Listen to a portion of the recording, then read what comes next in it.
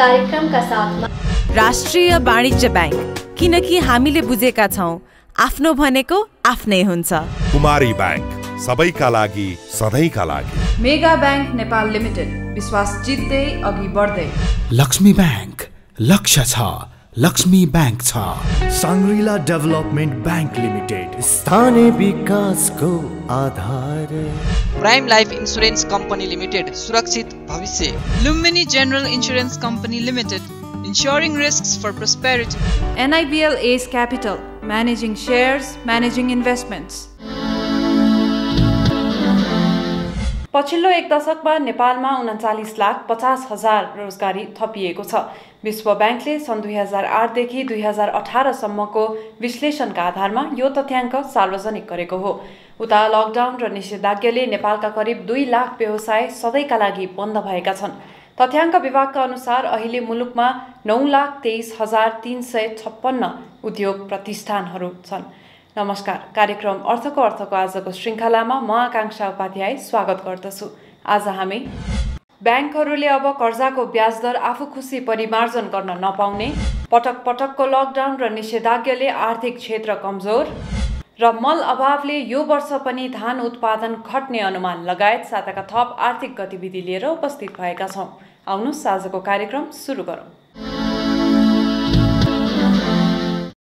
नेपाल राष्ट्र ब्याङ्कले ब्याङ्कहरूलाई गत साता एक निर्देशन जारी गर्दै 1 वर्षभन्दा बढी भुक्तानी अवधि भएका व्यक्तिगत आवधि कर्जाको ब्याज दरमा स्थिरता कायम गर्न भनेको छ। राष्ट्र ब्याङ्कको यो निर्देशनले ब्याङ्कहरूबाट कर्जा लिएर घर र सवारी साधन खरिद गरेकाहरूलाई राहत मिलेको छ। कर्जा लिँदा एउटा ब्याज दर र किस्ता तिर्ने बेला अर्कै ब्याज दर कायम गर्ने ब्याङ्कहरूको नीतिले ऋणीहरू निकै मारमा थिए। आवधिक कर्जाहरू जुन EMI-मा तिर्नुपर्ने हुन्छ, त्यस्तो कर्जाको विषयमा वित्तीय योजना पनि ग्राहकले चाहिने बनाउने अहिले यसले स्पेस दिन्छ, उसलाई अवसर दिन्छ। अन्यथा के हुन्छ त भनेर भन्दा फ्रिक्वेन्टली ब्याज दर परिवर्तन हुँदा यसले चाहिँ ब्याज दरको चक्रलाई अनिश्चित बनाइदिन्छ, अस्थिरता सिर्जना गर्छ। त्यो नहोस् भनेर हामीले अहिले यो निर्देशन जारी गरेका हौँ। र अब कुनै ग्राहकलाई ब्याङ्कले कन्भिन्स गर्न सक्छ र ग्राहक पनि कन्भिन्स हुन्छ, भोलि ब्याज दर तलमाथि हुँदा ठिक छ मेरो ब्याज दर पनि परिवर्तन गरिदिनुहोस् भनेर भन्छ भने एडजस्टेबल इन्ट्रेस्ट रेटमा जान सक्ने अप्सन त छँदैछ। तर अहिलेको हाम्रो जोड के हो त भनेर भन्दाखेरि यो अधिक तरलताको जुन अहिलेको अवस्था छ, यो अवस्थाको दुरुपयोग, कर्जा खोसाखोस गर्ने प्रवृत्तिलाई त्यसले प्रोत्साहित गरिदिने अनि भोलि गएर ग्राहकलाई पनि त्यसले समस्यामा पार्ने, त्यसले भोलि ब्याङ्कको पनि जुन साख छ उसको रेपुटेसन छ त्यो बिग्रिने र समग्रमा यसले ब्याङ्किङ प्रणाली अर्थतन्त्रमै पनि अनिश्चित ब्याज दर, अस्थिर ब्याज दरको चक्र सुरु गरिदिने जुन एउटा सम्भावना हुन्छ, त्यो सम्भावनालाई हामीले सम्बोधन गर्नका लागि यो निर्देशन जारी गरेका हौँ। नयाँ व्यवस्थाले मनोमानी ब्याज दर घटबढ गर्ने ब्याङ्कहरूको प्रवृत्तिमा अङ्कुश लगाएपछि ब्याङ्करहरू भने खुसी छैनन्। यो व्यवस्थाले ब्याङ्कहरूमा ब्याज दरको जोखिम निम्तनुका साथै नाफामा समेत असर पर्ने ब्याङ्कर बताउँछन्। रिटेल लोन्सहरू चाहिँ फिक्स रेट गर्नु भनेको छ, त्यो मान्छेहरूलाई पनि अब त्यो एभ्री मन्थ इन्ट्रेस्ट रेट फेर्नु सट्टा 1 इयर फिक्स हुन्छ। फ्लोटिङ पनि दिन सक्छ, त्यो चाहिँ नि ग्राहकसँग अलिकति नेगोसिएट गरेर गर्नुपर्छ। तर यो व्यवस्थाले ऋणीले तरलता अनुसार थप घट हुने ब्याज दर चाहिन्छ भन्यो भने त्यो सुविधा पनि दिएको छ। पूर्व ब्याङ्कर भने यो व्यवस्थाले ब्याङ्कहरूको तरलता सहज हुँदा आकर्षक ब्याज दर दिने र त्यसपछि क्रमशः बढाउँदै लैजाने अस्थिर परम्परालाई अन्त्य गरेको भन्दै त्यो सकारात्मक भएको बताउँछन्। सुरुमा अट्र्याक्सन गर्नलाई जुन हिसाबले ब्याङ्कहरूले लो इन्ट्रेस्ट रेटमा कर्जा अफर गर्ने चलन छ र त्यसको केही समय पश्चात 6-8 महिना 1 वर्षभित्र नै त्यसलाई झन्डै 2-3% देखि 4-5% सम्म थप्ने प्रवृत्ति छ। त्यो चाहिँ नि आई थिङ्क गर्न मिल्दैन एथिकली है। त्यसमा ब्याङ्कहरूले विशेष ध्यान दिनुपर्ने। सबै ब्याङ्कले नगर्ला त अधिकांश ब्याङ्कहरूले चाहिँ नि निकै लो इन्ट्रेस्ट, जस्तै prevailing interest rate home loan वा अटो लोनको 10.5, 11, 11.5% छ भने नयाँ खालको कर्जाको लागि पत्रिकामा 6.5, 7.5%मा विज्ञापन गराएको म देख्छु। म आफै पनि त्यसको भुक्तभोगी छु, किनभने म आफैले पनि त्यस्तो 2 चोटि लोन लिँदाखेरि 4.5 र 6.5% को लोन 1 वर्षको दौरानमा त्यो 12.5% सम्म पुगेको छ। त्यो हुँदाखेरि एउटा फिक्स्ड इन्कम हुने ग्रुपलाई त्यसले ठुलो असर पार्छ, किनभने 50-60 लाखको लोनमा 2-3%, 4% बढ्नु भनेको ब्याजै पनि वर्षको धेरै फरक पर्छ नि। 2-3%, 4% बढ्नु भनेको करिब 1.5 लाखदेखि 2 लाखमा थप ब्याजको भार गाह्रो हुन्छ। अहिले ब्याङ्किङ प्रणालीमा करिब 2 खर्ब रुपियाँ अधिक तरलता छ। त्यो तरलताको व्यवस्थापन गर्न ब्याङ्कहरूले विगतमै जस्तो सस्तोमा कर्जा दिने र पछि ब्याजदर बढाएर ऋणीलाई अप्ठ्यारोमा पार्न सक्ने अनुमान हुँदै आएको छ। तर यो निर्देशनपछि अब ऋणीलाई व्यावसायिक योजना निर्माणमा सघाउ पुग्ने बताइन्छ। अब जुन ग्राहकहरूलाई चाहिँ उहाँहरूले कर्जा प्रवाह गर्नुहुन्छ, ग्राहकलाई सुनिश्चित गरिदिनु पर्यो 5 वर्षसम्म, 7 वर्षसम्म अथवा जुन अवधिसम्मका लागि त्यो कर्जा लिएको हुन्छ त्यो अवधिसम्म ब्याजदर परिवर्तन हुँदैन भनेर भनिसकेपछि त ग्राहक त विश्वस्त भएर बस्छ अनि ब्याङ्कले पनि तदनुरूप आफ्नो वित्तीय योजना बनाउनुपर्छ। यो समय भनेको हामीले अत्यन्त संवेदनशील हुने, अत्यन्त सजग हुने, कसैलाई पनि अप्ठ्यारोमा नपार्ने, आफ्नै उद्योगमा आफ्नै ब्याङ्किङ इन्डस्ट्रीमा भएको अर्को ब्याङ्कलाई पनि अप्ठ्यारोमा नपार्ने, त्यसै गरिकन अन्य व्यवसायहरूलाई पनि अप्ठ्यारोमा नपर्ने गरिकन हामीले आफ्नो अहिलेका कदमहरू, आफ्ना नीतिगत व्यवस्थाहरू अथवा आफ्नो ब्याजदर निर्धारण, आफ्नो कर्जाको व्यवस्थापन त्यसरी गर्नुपर्छ भनेर गभर्नर साहबले भनिसक्नु भएको छ। त्यसैले राष्ट्र ब्याङ्कले कर्जा खसाखोस गर्ने प्रवृत्तिलाई सम्भव भएसम्म निरुत्साहित गर्न खोजेको हो र त्यसैका लागि पनि अहिले जुन नियामकीय व्यवस्थाहरू एकीकृत निर्देशनमा केही व्यवस्थाहरू समानुकूल संशोधन भएर आएका छन्, ती व्यवस्थाहरूको उद्देश्य पनि बजारलाई सही बाटोमा अगाडि बढाउनु हो। फ्लक्चुएटिङ इन्ट्रेस्ट रेट जुन अहिले चलनमा छ त्यो लेट्स एज्युम 10% मा छ भने चाहिँ नि लङ टर्मको फिक्स इन्ट्रेस्ट रेट चाहिँ नि 1.5-2% हायर भनेको चाहे 11-12% भएको खण्डमा लोन लिने मान्छे पनि प्रिपेयर हुन पाइयो र उसले पनि क्यालकुलेसन गर्ने भयो। मैले यो 3 वर्ष 5 वर्षको लागि फिक्स इन्ट्रेस्ट रेट लिँदाखेरि मलाई फाइदा पुग्न सक्छ कि मैले फ्लक्चुएटिङमा नै मैले चान्स लिएर बसौँ, म ग्याम्बल गरौँ भन्ने उसले पनि लिन सक्यो। अहिले ब्याङ्कहरूलाई के छ, ब्याङ्कहरूले पुरानो कर्जाको इन्ट्रेस्ट रेट घटाएको छैन।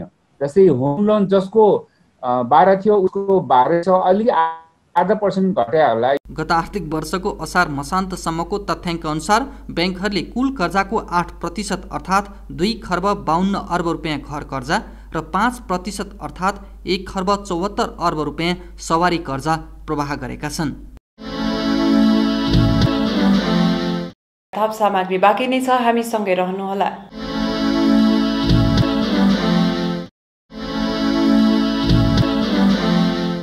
लकडाउनले मुलुकको अर्थतन्त्र शिथिल बनेको छ। चैत यता पूर्ण रूपमा सञ्चालन हुन नसकेका व्यवसायहरूलाई अब बिस्तारै सञ्चालन नगरे अर्थतन्त्र थप धराशायी हुने जानकार बताउँछन्। एक सामग्री। झण्डै 4 महिनाको लकडाउनपछि केही सहज भएको मुलुकको आर्थिक गतिविधि गएको 3 हप्ता पुनः ठप्प भयो। स्थानीय प्रशासनले लगाएको आंशिक र पूर्ण निषेधाज्ञा काठमाडौँ उपत्यका बाहेक अन्य केही क्षेत्रमा अझै बाँकी छ। पटक पटकको लकडाउन र निषेधाज्ञाले आर्थिक गतिविधि पूर्ण रूपमा खुम्चिएको छ। त्यसले अर्थतन्त्रलाई नकारात्मक दिशातर्फ धकेलेको भन्दै अब मुलुकले लकडाउन धान्न नसक्ने निजी क्षेत्रको तर्क छ। थुप्रै चुनौतीहरू देखिएको छ र कति क्षेत्रहरू त इभन खुले तापनि त्यो चाहिँ त्यसले चाहिँ अगाडि चाहिँ लिन नसक्ने अवस्था छ होइन। अगाडि बढेर चाहिँ फेरि व्यवसाय चाहिँ राम्रोसँग चल्न नसक्ने अवस्था अझ 2-3 वर्ष देखिन्छ। जस्तै टुरिज्म सेक्टरमा देखिन्छ, पूर्वाधार सेक्टर, यातायात क्षेत्रमा, इन्टरटेनमेन्ट सेक्टरहरू जस्तोमा देखिन्छ। त्यसकारण अहिले चाहिँ लकडाउन खुकुलो बनाउँदै जाने, हामीले चाहिँ लकडाउन पनि एकैचोटि ओपन गर्नुभन्दा पनि खुकुलो बनाउँदै, जस्तै अब अहिलेको इकोनोमीमा चाहिँ अब हामीले मोबिलिटी रिस्ट्रिक्टेड हुन्छ किनभने स्वास्थ्यका प्रोटोकलका कुरा छन्, उत्पादन भए तापनि डिमान्ड भएको छैन। 6 महिना नै अब पुग्न थालिसक्यो है। लकडाउन भनौँ, निषेधाज्ञा भनौँ, यो पिरियडमा सबै निजी क्षेत्र धराशायी नै भइसकेको अवस्था देखिन्छ। हाम्रा अर्थतन्त्रका जति पनि सेक्टरहरू छ, सबभन्दा बढी भनौँ पर्यटन क्षेत्र, साना तथा मझौला उद्योगी व्यवसायी क्षेत्र, उद्योग क्षेत्र, निर्माण क्षेत्र, यातायात क्षेत्र, यिनीहरू कम्प्लिटली धराशायी भइसकेका छन्। अहिले त व्यापारीहरूको बिचमा कस्तो सोचसम्म आइसक्यो कि कोभिड पहिला सिद्धिने हो कि उद्योगी व्यवसायी पहिला सिद्धिने हो भनेर यो यस्तो प्रतिस्पर्धा पो भइरहेको जस्तो पनि अनुभव हुन थालिसक्यो। जुन ठाउँमा कोभिड-19 व्यवस्थापन राम्रो भयो त्यहाँ धेरै कम मात्रामा लकडाउन र तपाईँको निषेधाज्ञाको आवश्यकता परेको छ। हामी सानो देश हो, हेर्नुहोस्, हामी कहाँ यदि सरकारले अलिकति एग्रेसिभ भएर यो कोभिड-19लाई चुस्त दुरुस्त तरिकाले व्यवस्थापन गर्यो भने यति लामो पिरियडको लागि लकडाउन र निषेधाज्ञाको आवश्यकता पर्दैन। तर के छ भने निजी क्षेत्रले पनि स्वास्थ्य सम्बन्धी जुन सरकारले एउटा मापदण्ड तयार गरेको छ त्यो पालना गरेर अगाडि बढ्नै पर्छ। त्यो चाहिँ अति आवश्यक कुरा हो। सरकारी तथ्याङ्क अनुसार लकडाउनको अवधिमा 65% उद्योग पूर्ण रूपमा बन्द भए भने 2 लाख साना तथा मझौला उद्योगहरू त सधैँका लागि बन्द भए। उद्योग धन्दा बन्द हुनुका साथै विकास निर्माण समेत प्रभावित हुँदा 30औं लाखले रोजगारी गुमाए। रोजगारीमै भएकाहरूले पनि पूर्ण तलब पाउने अवस्था बिस्तारै हराउँदै गएको छ। त्यसले गर्दा सरकारी अधिकारीहरू पनि अब भने पूर्ण निषेधाज्ञाको पक्षमा छैनन्।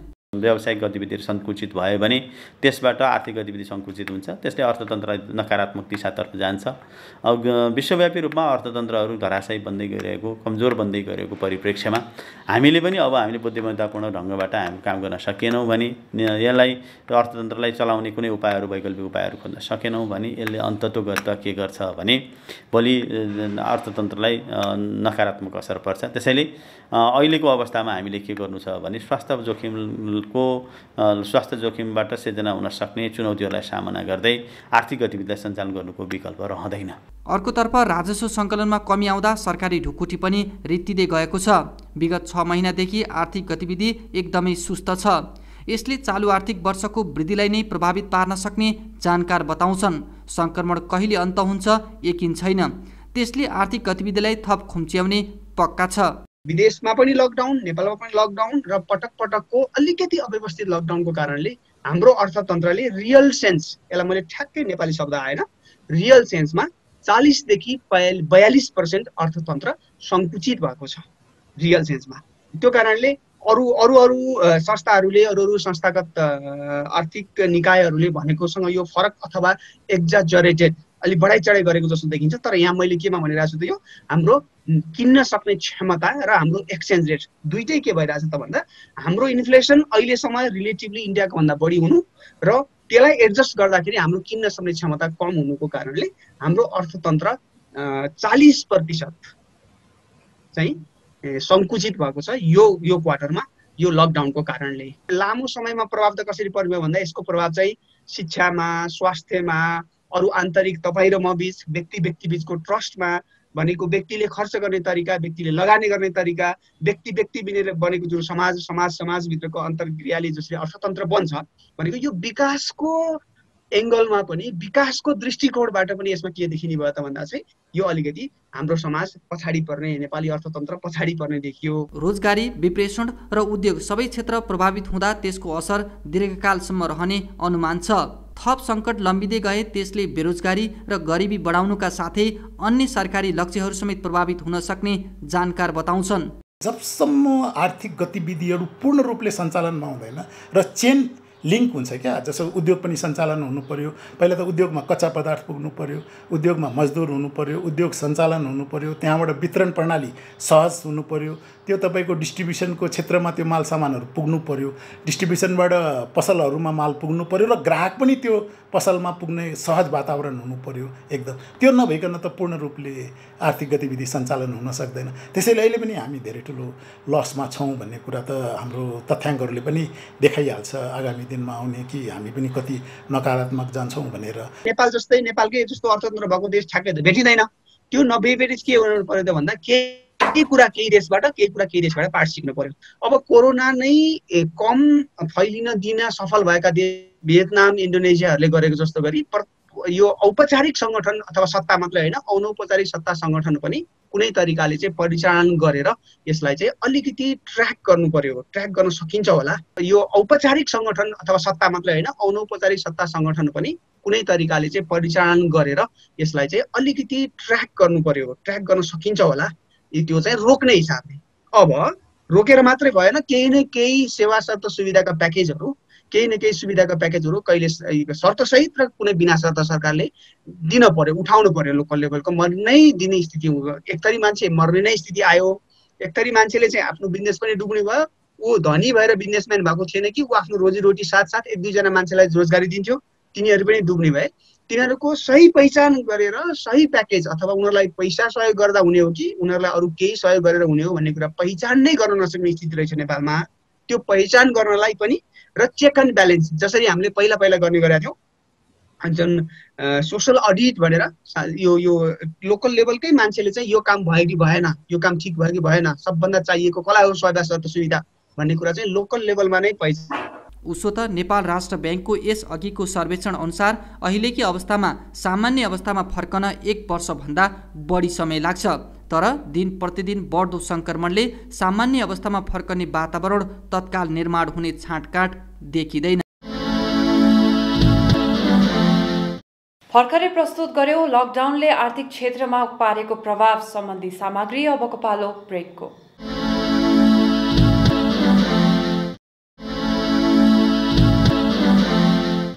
एक अध्ययनले नेपाल, भारत र चीनमा अवस्थित 47 हिमताल फुट्न सक्ने तथ्य सार्वजनिक गरेको छ। हिमताल फुट्दा नेपाललाई $1 अर्ब क्षति पुग्ने अनुमान छ। त्यस्तै कोभिड-19 महामारीका कारण आन्तरिक उडानमा रहेका निजी क्षेत्रका वायु सेवा कम्पनीहरूले 16 अर्ब रुपैयाँ आर्थिक नोक्सानी बेहोरेका छन्। झन्डै 6 महिनादेखि पर्यटन तथा हवाई क्षेत्र सुनसान रहेछ। थप आर्थिक सामग्री सहितको अबको प्रस्तुति बिजनेस राउन्डअप।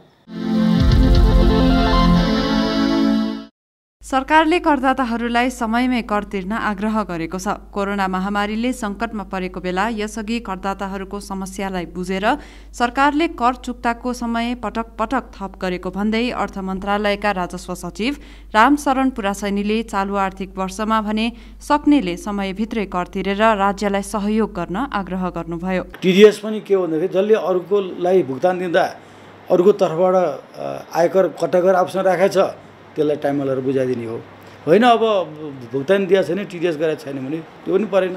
र नाफाको जुन कुरा नाफाको आयकर भने चाहिँ हामीले असोज हुन्छ एउटा, त्यसको चाहिँ विवरण बुझाउने समय, अर्को पुस हुन्छ, फेरि अनि चैत र असार हुन्छ। हामीले अघिल्लो वर्ष चैतलाई डिफर गरेर असार पुर्याएका थियौँ। यो वर्ष असोज छ, हेरौँ असोजसम्म स्थिति कस्तो हुन्छ, त्यसपछि हामी यसको बारेमा चाहिँ उपयुक्त निर्णय लिन्छौँ।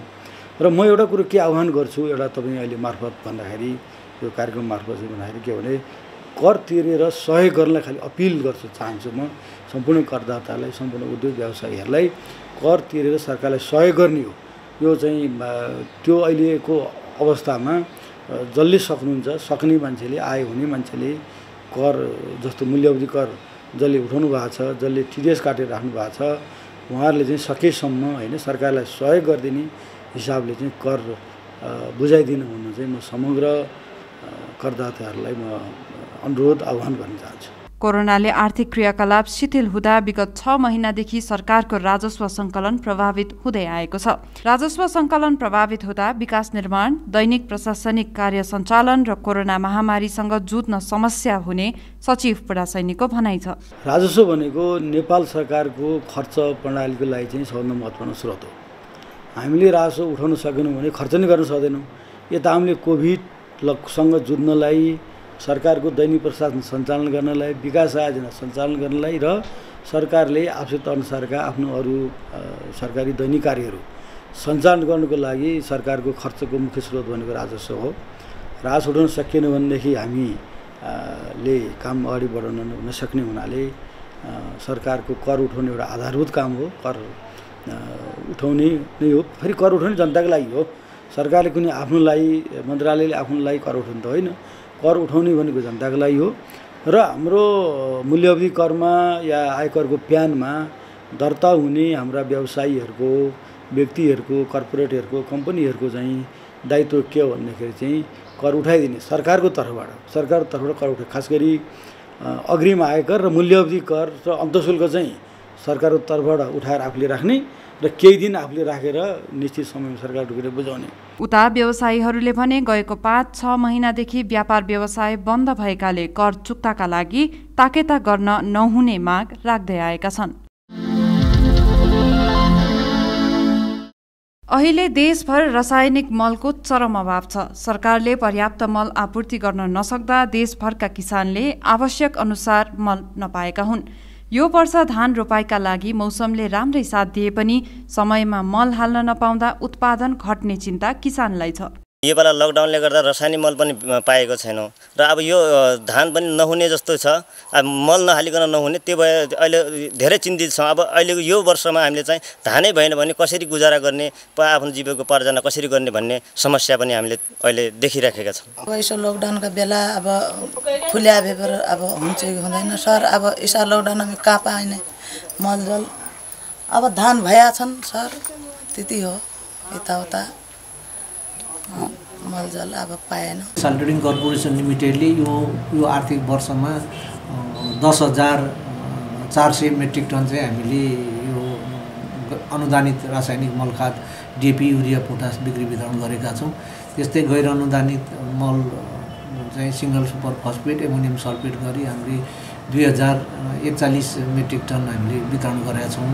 र यो अहिले धान सिजनको कुरालाई हेर्नु भने हामीले यो लकडाउन अवधि जुन चाहिँ यहाँ सुरु भयो, त्यो लकडाउन अवधिमा नि साल ट्रेडिङ कर्पोरेसन लिमिटेडले डिएपी, युरिया र पोटास चाहिँ हामीले बिक्री वितरण गरेको किसानहरूलाई। अब यो लकडाउन अवधिमा हामीले आजसम्म 3832 मेट्रिक टन चाहिँ हामीले यो के अनुदानित रासायनिक मल बिक्री वितरण गरेका छौँ।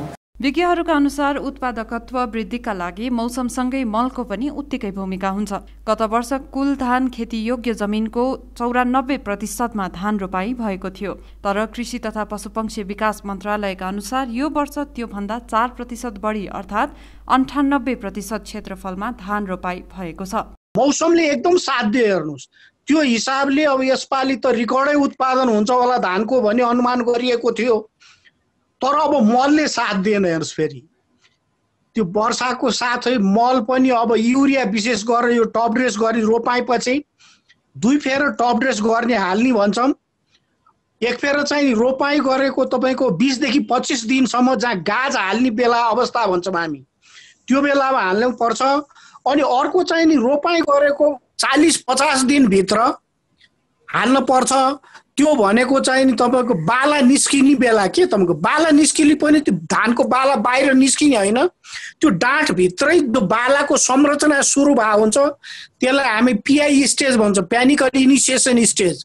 त्यस हुनाले त्यो बेलामा रोपाएपछि 2 पटक अनि 1 हेक्टरमा 100 किलो नाइट्रोजन हाल्नु भने हुन्छ भने आधा अगाडि नै हाले हुन्छन्, आधा चाहिँ नि मैले भने जस्तो यो 2 फेर हाल्न एकदम जरुरी छ। यो क्रिटिकल अवस्था हो। यस्तै मल अभावको समस्या हाम्रा लागि नौलो होइन।